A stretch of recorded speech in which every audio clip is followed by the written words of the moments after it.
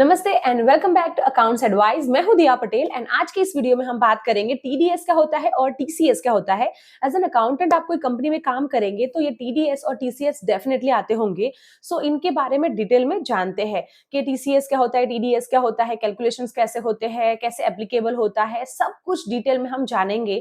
ये वीडियो देखने के बाद डेफिनेटली आपको कोई भी क्वेरी टीसीएस और टीडीएस के बारे में नहीं होगी। आइए शुरू करते हैं आज का वीडियो शुरू करने से पहले मुझे हमारे स्टोर के बारे में बताना है। यहाँ पे हमने बहुत सारे एक्सेल टेम्पलेट्स दिए हुए हैं जो अकाउंटेंट यूज कर सकता है, बिजनेस ओनर भी यूज कर सकते हैं, जैसे कि डेटा को कैसे मैनेज कर सकते हैं, लाइक सैलरी स्टेटमेंट हो गया या फिर हो गया अपना सेल्स मैनेजमेंट, वेंडर मैनेजमेंट, फिर रिपोर्ट्स कैसे जनरेट कर सकते हैं, चाहे वो प्रॉफिट एंड लॉस हो या फिर एजिंग रिपोर्ट। ऐसे बहुत सारे टेम्पलेट्स हमने हमारे स्टोर पे अपलोड किए हुए हैं। अगर आपको इंडिविजुअल डाउनलोड करना है तो भी कर सकते हो और बल्क का भी ऑप्शन है। यहाँ पे आप बल्क का भी यूज करके आप डेफिनेटली इसको डाउनलोड कर सकते हो और ये वेबसाइट को जरूर से विजिट करना। आइए देखते हैं। सबसे पहले हम समझेंगे टीडीएस के बारे में, टीसीएस के बारे में और टीडीएस वर्सेस टीसीएस के बारे में समझेंगे। ठीक है, सबसे पहला है व्हाट इज टीडीएस। टीडीएस का वैसे नाम तो आपने सुना ही है, टैक्स डिडक्टेड एट सोर्स। और टीडीएस जो है वो इनडायरेक्ट टैक्स है। अभी आप बोलोगे दिया इनडायरेक्ट टैक्स किस तरीके से है वो आप समझाइए, आगे हम वो भी देखेंगे। ठीक है,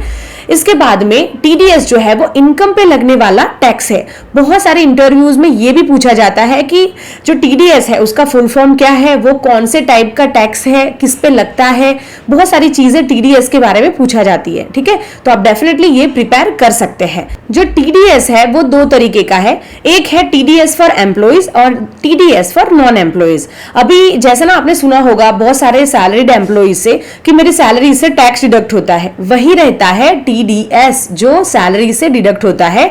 और ये जो मैंने बताया था वो इनडायरेक्ट टैक्स है। अभी देखिए सैलरी से जो टैक्स डिडक्ट होता है वो डायरेक्टली एम्प्लॉय गवर्नमेंट को पे नहीं करता, करेक्ट। कंपनी जो रहती है वो टैक्स डिडक्ट करती है और वो गवर्नमेंट को पे करती है।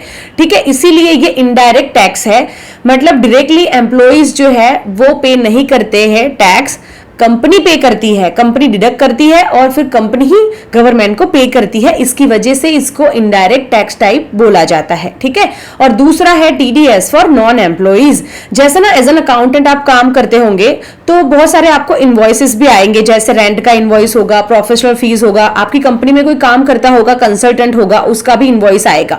उसकी इनवॉइस से आपको टीडीएस डिडक्ट करके फिर पेमेंट करना होगा। तो ये है नॉन एम्प्लॉइज। तो गवर्नमेंट ने ना बहुत सारे स्लैब्स बनाए हुए हैं, लिमिट्स बनाई हुई है, इसके अकॉर्डिंग हमें टीडीएस जो है वो डिडक्ट करना होता है और फिर बाद में पे करना होता है। ठीक है, तो वो कैसे है वो भी हम देखते हैं। सो ये है टीडीएस का चार्ट। सेक्शंस रहते हैं, नेचर ऑफ ट्रांजैक्शन मतलब किस चीज पे आप टीडीएस डिडक्ट कर रहे हो, उसकी थ्रेशोल्ड लिमिट भी डिसाइड की हुई है, इसके अकॉर्डिंग टीडीएस का रेट होता है। ठीक है, हम एक एग्जांपल लेते हैं, जैसे कमीशन एंड ब्रोकरेज। ठीक है, जैसे कमीशन एंड ब्रोकरेज का आपको कोई इनवॉइस मिला, इसका सेक्शन है 194H। कमीशन का इनवॉइस होगा, 15,000 की लिमिट है, मतलब पूरे साल भर में अगर इनका इनवॉइस 15,000 या उससे ज्यादा का होता है तो अपने को इनवॉइस में से 5% डिडक्ट करके फिर पेमेंट करना होगा। ठीक है, तो ये हमारा टीडीएस का चार्ट है जिसकी लिंक आपको डिस्क्रिप्शन से मिल जाएगी। ये जो है वो आप एक बार गो थ्रू जरूर करना। अभी हम लोग आगे देखते हैं। हमने देखा था टीडीएस ऑन सैलरी, तो उसके बारे में देख लेते हैं कि सैलरी पे टीडीएस किस तरीके से डिडक्ट किया जाता है। तो ये हमारा गवर्नमेंट ने कुछ रूल्स बनाए हुए हैं, कैटेगरीज है, इसके ऊपर जो परसेंटेज डिडक्ट होते हैं वो है। ठीक है, तो अप टू 2.5 लाख है तो नील होगा, 2.5 लाख से 5 लाख तक की सैलरी है तो 5% कटेगा, और 5 लाख से 10 लाख की है तो 20% कटेगा, और अबाउट 10 लाख है तो फिर 30% कटेगा। ठीक है, अभी ये स्लैब में ना बहुत सारे लोग कंफ्यूज होते हैं कि जैसे कि मेरी ना सैलरी 15 लाख है तो मेरा 15 लाख पे 30% डिडक्ट होगा क्योंकि मैं तो ये स्लैब में आती हूँ, राइट। ऐसा बिल्कुल भी नहीं होता है। यहाँ पे कैलकुलेशंस किस तरीके से है वो देखते हैं। अभी हम टीडीएस के कैलकुलेशन समझते हैं। ये हमारा स्लैब है, ये हमारे परसेंटेज है और स्लैब अमाउंट है, और यहाँ पे सैलरीज के कैलकुलेशन दिए हुए हैं। कंसीडर करते हैं मेरी सैलरी जो है वो 15 लाख है तो उसके अकॉर्डिंग टीडीएस कितना डिडक्ट होगा, बहुत ही बेसिक लेवल पे ही हम देखेंगे। ठीक है, तो अप टू 2.5 है तो नील होगा, मतलब 2.5 लाख की सैलरी पे 0 टैक्स होगा, करेक्ट।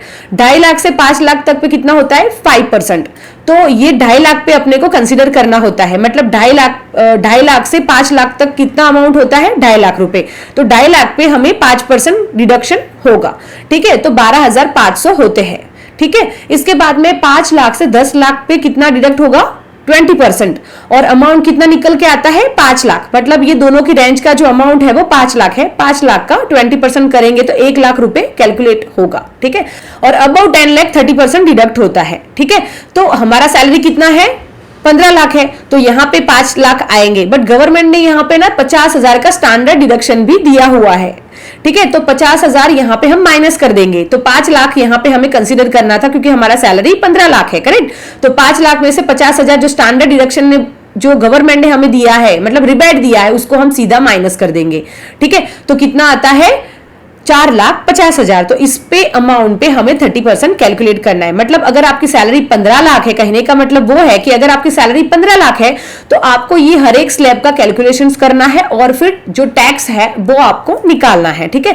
तो 4,50,000 में 30% होगा, दैट इज 1,35,000, और टोटल अमाउंट कितना हो रहा है आपका 2,47,500।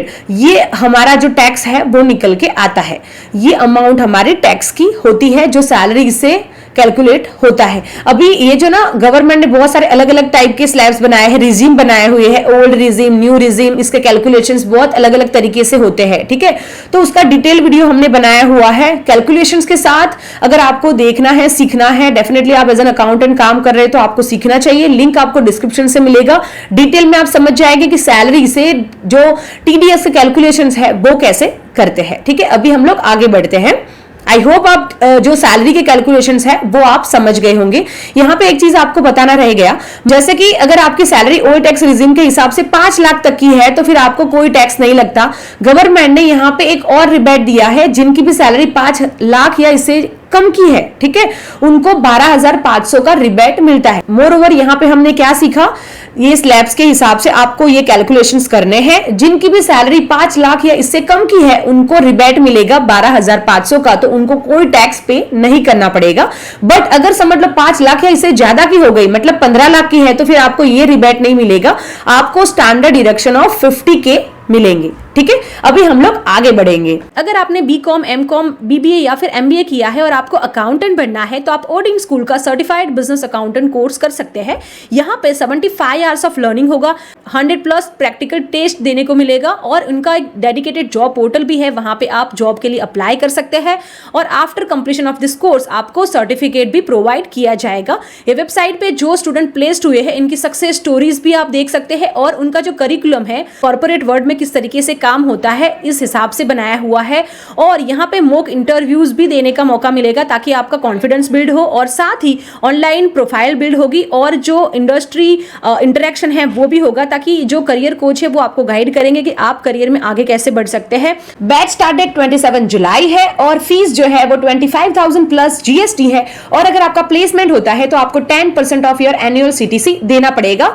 लिंक इन द डिस्क्रिप्शन, ये वेबसाइट को जरूर से विजिट करना। जैसे हमने देखा टीडीएस ऑन एम्प्लॉइज, वैसे ही टीडीएस फॉर नॉन एम्प्लॉइज। जैसे एक एग्जांपल लेते हैं, ये सेक्शन है प्रोफेशनल फीस का, हमें एक इनवॉइस आया है, ठीक है। उसकी जो थ्रेशोल्ड लिमिट है वो 30,000 है, मतलब पूरे साल भर में अगर 30,000 या उससे ज्यादा का कोई इनवॉइस कोई पार्टी का हो रहा है तो फिर उसको टीडीएस एप्लीकेबल होगा, और कितने रेट होगा 10%, ठीक है। ये प्रोफेशनल सर्विसेज का बेसिकली हमारा स्लैब है, ठीक है। उसके कैलकुलेशंस को हम समझते हैं। जैसे कि प्रोफेशनल फीस का हमें 2 लाख का इनवॉइस आया, उसका कैलकुलेशन कैसे होगा, जैसे कि बेसिक अमाउंट 2 लाख का है, जीएसटी उसका लगा 18,000 रुपए 99% के हिसाब से, और टोटल बिल कितना हुआ 2,36,000। तो यहाँ पे टीडीएस कितना परसेंट था, प्रोफेशनल सर्विसेज पे 10%, करेक्ट। तो ये जो 10% है वो बेसिक अमाउंट पे आपको कंसिडर करना है, दैट इज 20,000। और जब आप पेमेंट करेंगे, ठीक है, तो ये 20,000 जो है वो माइनस करेंगे। माइनस किस में से करेंगे, 2,36,000 माइनस 20,000, दैट इज 216 जो है वो आप पेमेंट करेंगे इफ टीडीएस एप्लीकेबल है। तो कंसिडर करते हैं एक एग्जांपल, जैसे कि राम को शाम को पेमेंट करना है, मतलब श्याम ने ये प्रोफेशनल सर्विसेज दी है राम को, तो जब राम चेक देगा तो कितने अमाउंट का देगा 2,16,000, ठीक है। तो ये हमारे टीडीएस के कैलकुलेशंस होते हैं। टीडीएस के बारे में हमने डिटेल में समझ लिया, अभी हम समझते हैं टीसीएस के बारे में। टीसीएस का फुल फॉर्म रहता है टैक्स कलेक्टेड एट सोर्स। इसके फुल फॉर्म से ही हमें समझ में आ जाता है इसका मीनिंग, मतलब इनकम पे जो टैक्स कलेक्ट करना रहता है दैट इज टीसीएस। और टीसीएस जो है वो इनडायरेक्ट टैक्स है। बेसिकली टीडीएस एंड टीसीएस दोनों ही इनडायरेक्ट टाइप ऑफ टैक्स है, ठीक है। सो यहाँ पे गवर्नमेंट ने कुछ गुड्स जो है उसकी कैटेगरी डिसाइड की हुई है और उस पे टीसीएस रेट कितना एप्लीकेबल होगा वो किया हुआ है, वो हम देखते हैं। जैसे कि purchase of motor vehicle exceeding 10 lakh rupees, मतलब कार अगर आप खरीदते हो जैसे 20 लाख की है तो फिर आपको 1% टीसीएस चार्ज करेंगे सामने वाली पार्टी, मतलब टीसीएस आपको 1% देना होगा। लीकर ऑफ अल्कोहल, अगर आप अल्कोहल परचेस करते हो तो आपको 1% टीसीएस देना पड़ेगा। पार्किंग लॉट और टोल प्लाजा पे भी 2% लगता है। तो ऐसे बहुत सारा लिस्ट है जो आपको मैं डिस्क्रिप्शन पे दे दूंगी, अभी के लिए आप ये समझिए। अभी हम लोग टीसीएस का एग्जाम्पल के थ्रू समझते हैं। परचेस अ कार बाय दिया ऑफ 20 लाख, मतलब दिया ने 20 लाख रुपए की कार जो है वो खरीदी है, ठीक है। और कहां से खरीदी हुई है? साई मोटर से। सो साई मोटर है जब इनवॉइस जनरेट करेगा तो 1% जो टीसीएस एप्लीकेबल होता है वो इंक्लूड करके देगा और दिया को 1% देना पड़ेगा जो है टीसीएस, ठीक है। इसके कैलकुलेशन समझते हैं। तो जैसे कि कार परचेस किया है 20 लाख का, जैसे इसकी बेसिक अमाउंट इतनी बनती है 15,62,500 और कार पे 28% जीएसटी होता है, राइट। तो सीजीएसटी एसजीएसटी करके ये अमाउंट बनी और टोटल कितना बना? 20 लाख रुपए, ठीक है। अभी मैंने जैसे बताया था टीसीएस एट 1% भी देना पड़ेगा दिया को, करेक्ट, तो है 20 लाख रुपए। अभी आप समझिए, यहाँ पे बहुत सारे लोग यहाँ पे कंफ्यूज होते हैं। जो यहाँ पे जो अमाउंट निकलेगा ना टीसीएस का, वो टोटल अमाउंट पे आपको देना पड़ेगा 20 लाख पे, ऐसा नहीं कि बेसिक अमाउंट पे। जब हम टीडीएस का कैलकुलेशन करते हैं तब हमें बेसिक पे कैलकुलेशन करने होते हैं और टीसीएस पे ये टोटल अमाउंट जो बनती है उस पे हमें 1% कैलकुलेशंस करने होते हैं और टोटल पेबल अमाउंट कितना बनेगा? 20,20,000 रुपए। तो सो ये दिया को कार कितने में हुई? इंक्लूडिंग 28% जीएसटी एंड 1% टीसीएस 20,20,000 में उसको ये कार जाएगी। टीडीएस पे बेसिक पे कैलकुलेशंस होते हैं और टीसीएस पे ये टोटल अमाउंट पे 1% चार्ज किया जाता है, ठीक है। आई होप आप टीसीएस के कैलकुलेशंस को समझ गए होंगे। अभी हमने समझ लिया टीडीएस के बारे में, टीसीएस के बारे में, और अभी समझते हैं टीडीएस वर्सेस टीसीएस को बहुत ही क्विकली, ठीक है। तो यहां पे मैंने एक चार्ट प्रिपेयर किया हुआ है आपके रेफरेंस के लिए। यहां पे टीडीएस है और यहां पे टीसीएस है, दोनों का डिफरेंस क्या है वो क्विकली समझ लेते हैं, ठीक है। तो यहां पे फीचर है, इसकी डेफिनेशन क्या कहती है टीडीएस की? जो tax deducted by the pair on the certain payments, जो टीडीएस है वो सर्टेन पेमेंट्स जब हम पे करते हैं तो टैक्स डिडक्ट करके हम पे करते हैं। और टीसीएस में क्या है? Tax collected by the seller on the sale of certain goods, मतलब कि जब हम सेल करेंगे यहाँ पे टीसीएस में तब हम लोग सर्टेन गुड्स पे कलेक्ट करेंगे टीसीएस को, ठीक है। एप्लीकेबिलिटी क्या है? Payments like salaries, interest, rent और प्रोफेशनल सर्विसेज का जो हमने एग्जांपल लिया था वो हमारा टीडीएस का था, ठीक है।